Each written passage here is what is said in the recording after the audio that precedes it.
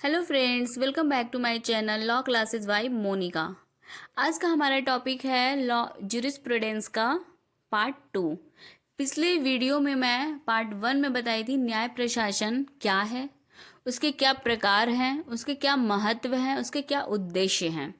तो आज का हमारा टॉपिक है ज्यूरिस्प्रूडेंस का पार्ट 2, न्याय प्रशासन का पार्ट 2, जिसमें मैं आपको आज बताऊंगी दंड के विभिन्न सिद्धांत कौन कौन से हैं।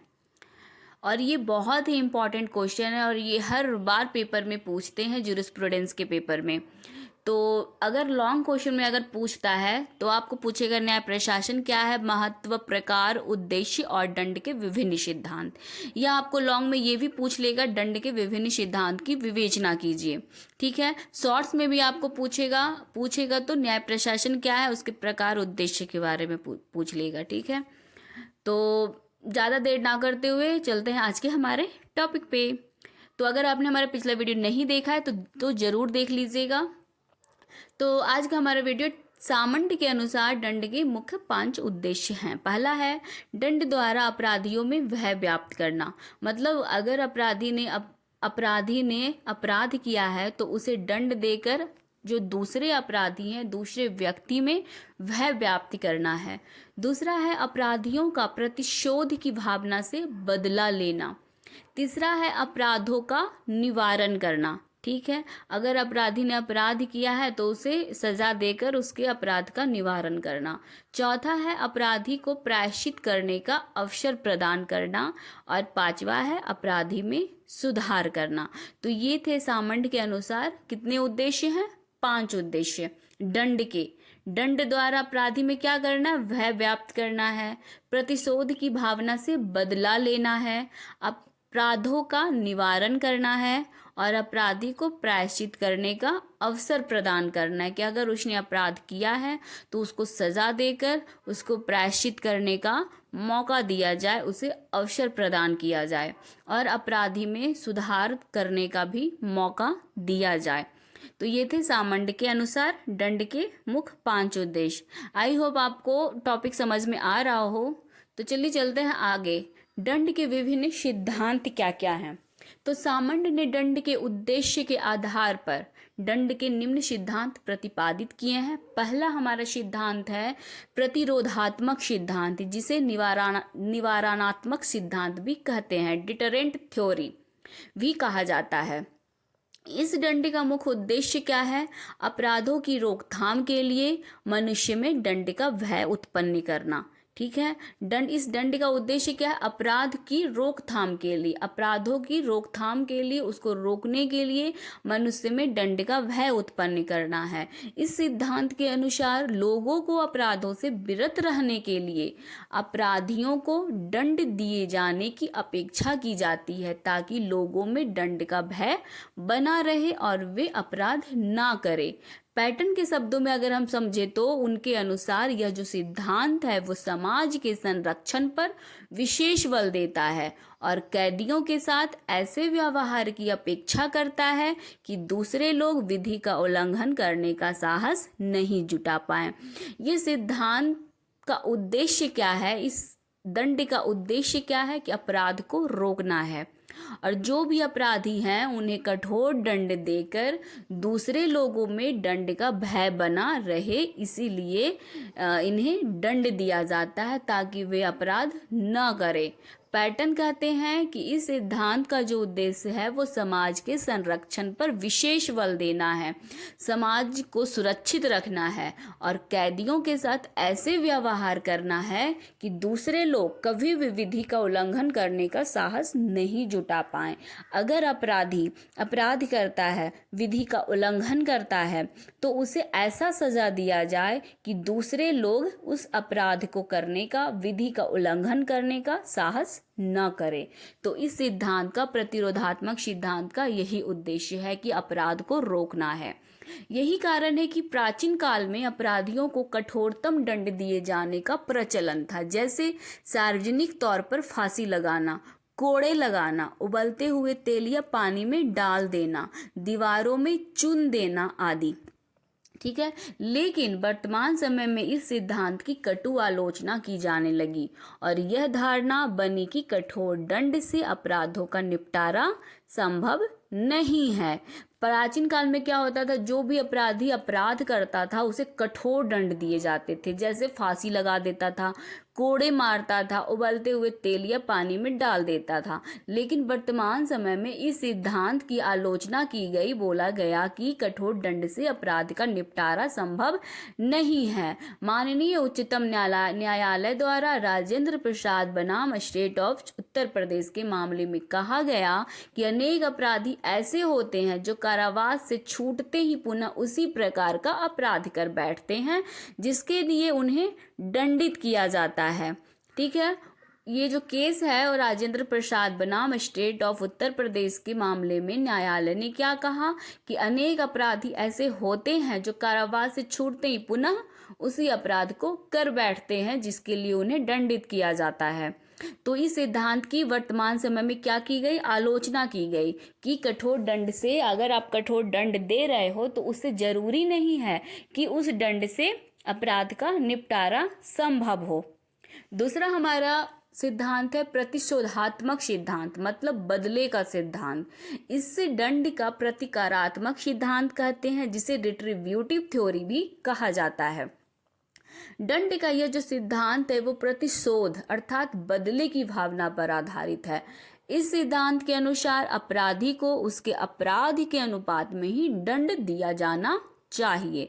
कांट के शब्दों में समझे तो यह जो सिद्धांत है वो क्या है, जैसे को तैसे, टिट फॉर टैट की लोकोक्ति पर आधारित है। इस सिद्धांत की यह मान्यता है कि जीवन के बदले जीवन और आंख के बदले आंख का दंड दिया जाना चाहिए। प्रतिशोधात्मक सिद्धांत में क्या होता है, कांट ने कहा कि यह जो सिद्धांत है वो जैसे कि तैसे की लोकोक्ति पर आधारित है। इस सिद्धांत की यह मान्यता है कि अगर किसी ने किसी चीज के लिए उसका मर्डर किया है तो वो भी उसके बदले किसी परिवार के सदस्य का मर्डर करेगा। ठीक है, तो वही है, जीवन के बदले जीवन चाहिए या आंख के बदले आंख, पैर के बदले पैर, हाथ के बदले हाथ, ऐसा दंड दिया जाना चाहिए। प्रतिशोधात्मक सिद्धांत का उद्देश्य क्या है? ठीक है, प्रतिशोधात्मक सिद्धांत में वही कहा गया है कि प्रतिशोध की भावना पर आधारित है। जैसा कि शब्द से ही प्रतीत हो रहा है कि प्रतिशोधात्मक सिद्धांत क्या हो सकता है। ठीक है, प्रतिशोधात्मक सिद्धांत का मुख्य उद्देश्य कौन कौन से हैं? जो दंड है वो स्वयं में एक लक्ष्य है। इसे न्यायालय आपका वो नहीं करता, दंड नहीं देता, मतलब दंड स्वयं में एक लक्ष्य, अगर आपने किसी की फैमिली को मारा है तो वो खुद में ही एक लक्ष्य, एम हो जाता है, उसका गोल हो जाता है, मैं भी उससे बदला लूंगा तो लूंगा, मैं भी उसकी फैमिली को मारूंगा। ठीक है, तो ये स्वयं में एक लक्ष्य हो जाता है, गोल हो जाता है। दूसरा है अपराधी को उसके कृत्य का उसी के अनुरूप दंड मिलना चाहिए। जैसे किसी अपराधी ने किसी के परिवार का हाथ तोड़ा, ठीक है, तो वो भी सोचेगा कि उसी के अनुरूप उसे दंड दे देंगे हम, उसका भी मैं परिवार की या उसे मैं हाथ तोड़ूंगी। ठीक है, ऐसा प्रतिशोध की भावना जागती है। तीसरा है अपराध से समाज में अपराधी के प्रति उपजे क्षोभ को शांत करने का यही एकमात्र उपाय है। ठीक है, कि उसे करने दिया जाए। ठीक है, हाथ के बदले हाथ ही तुम ले लो, ठीक है, लेकिन आलोचकों का बहुत से जो विधिवेता है, जो आलोचक हैं, इस सिद्धांत की आलोचना की है कि ये गलत है। जो भी विधि का उल्लंघन कर रहा है वो खुद में उसका दंड नहीं वो करेगा, उसका दंड कौन देगा? न्यायालय देगा। तो इसलिए बहुत सारे आलोचकों ने इस सिद्धांत की कटु आलोचना की कि सामंत का कहना है कि प्रतिशोध जो है वो उपचार नहीं है बल्कि अपराध में वृद्धि करने वाला एक कारक है। होम्स प्रतिशोध अथवा बदले की भावना को अपराध निवारक नहीं मानते हैं। पहले का केस में वही होता था, प्रतिशोध की भावना जागती थी, न्यायालय उसका दंड का नहीं देता था, बल्कि लोग खुद में ही एक दूसरे की बदला ले लेते थे। ठीक है, लेकिन बहुत सारे आलोचकों ने कहा कि नहीं, ये गलत है। सामंत ने कहा कि प्रतिशोध मतलब जो बदले का जो भावना है वो उपचार नहीं है बल्कि वो क्या कर रहा है और अपराध में वृद्धि कर रहा है। तीसरा है प्रायश्चितता का सिद्धांत। प्रायश्चितता का सिद्धांत मतलब एक्सप्लोरेटरी थ्योरी, का मुख्य आशय यह है कि अपराधी के अपने किए हुए कृत्य पर प्रायश्चित करना अर्थात पश्चाताप होना।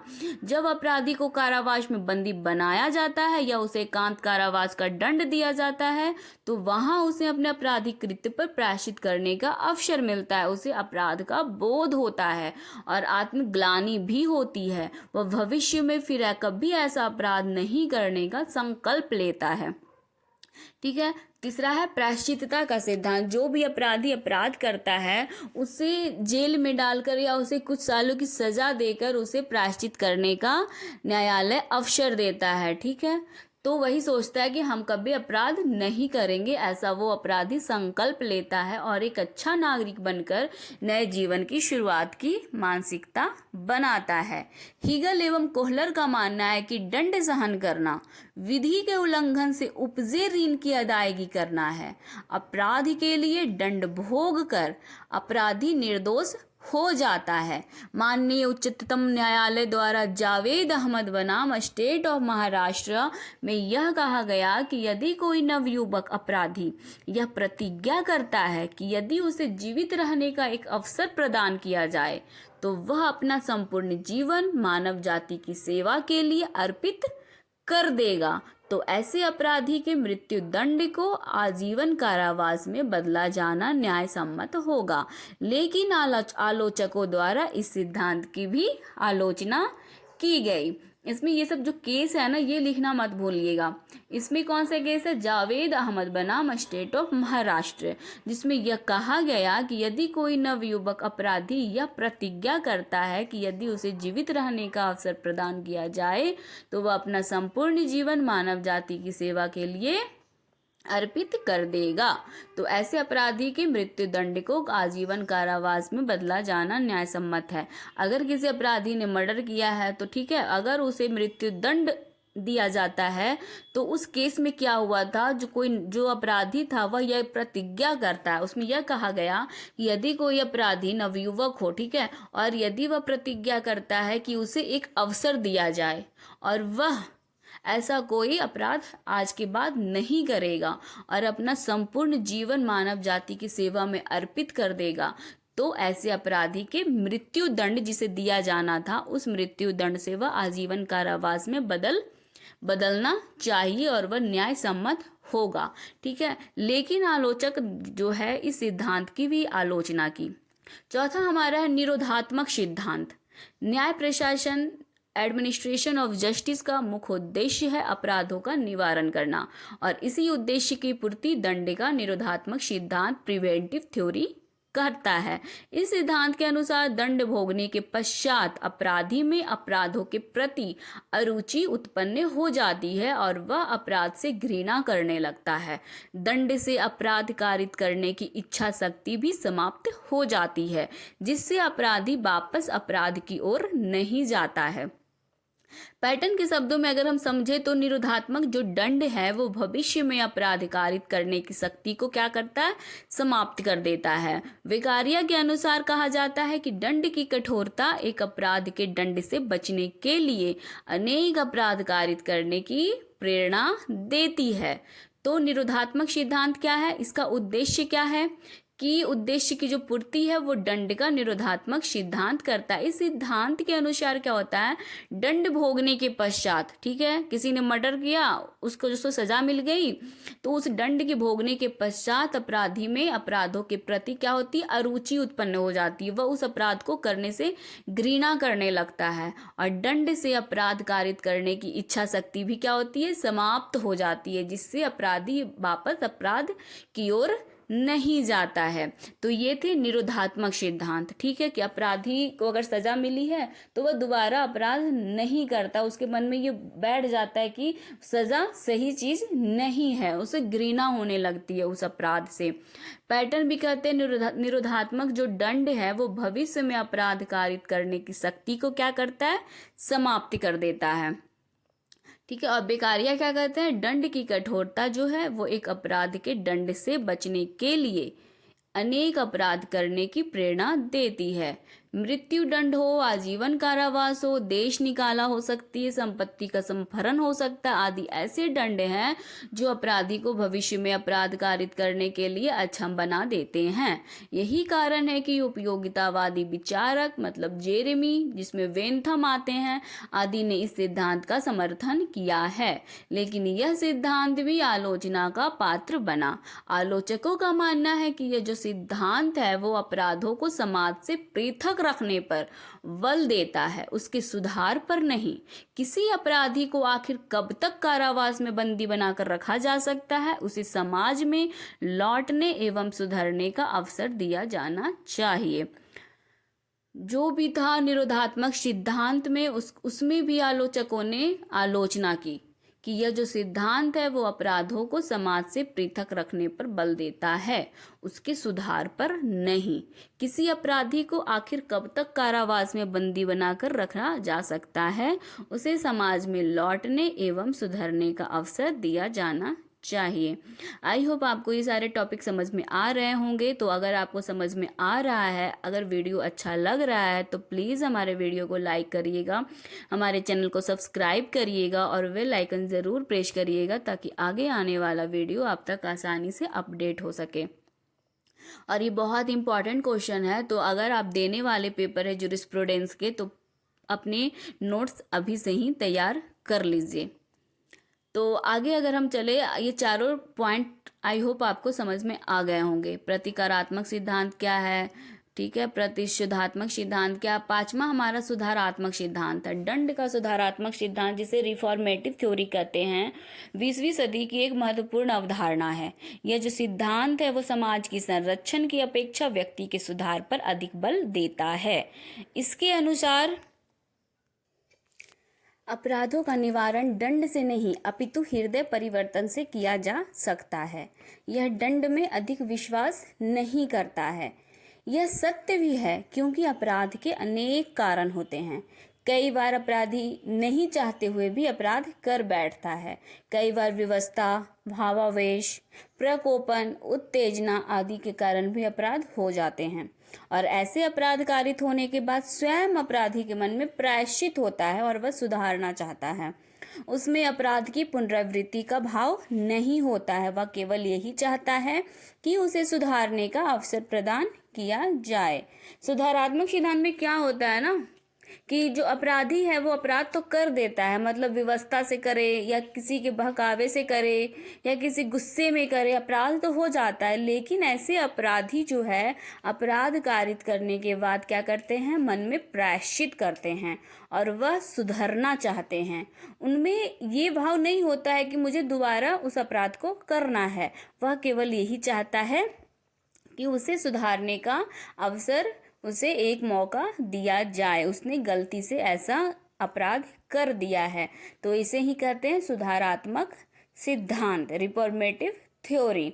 ठीक है, आई होप आपको ये समझ में आ गया होगा। सुधारात्मक सिद्धांत में यही होता है कि अपराधी को सुधरने का क्या किया जाता है, मौका दिया जाना चाहिए।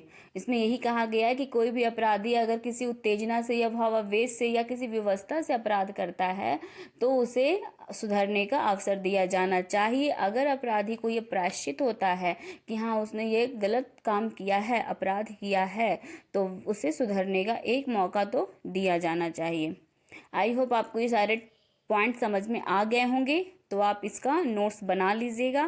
Thanks for watching my video. अगर आपको हमारा वीडियो पसंद आता है तो प्लीज़ एक लाइक करिएगा, हमारे चैनल को सब्सक्राइब करिएगा और बेल आइकन ज़रूर प्रेस करिएगा ताकि आगे आने वाला वीडियो आप तक आसानी से पहुंच सके। और हमारे वीडियो को ज़्यादा से ज़्यादा शेयर करिएगा ताकि जो भी लॉ का प्रिपरेशन कर रहे हैं उनके लिए काफ़ी हेल्पफुल हो सकता है। और ये बहुत इंपॉर्टेंट क्वेश्चन है जूरिस्प्रूडेंस का, इसे पढ़ना मत भूलिएगा। इसे पेपर देने जाने से पहले एक बार ज़रूर पढ़ लीजिएगा। Thank you.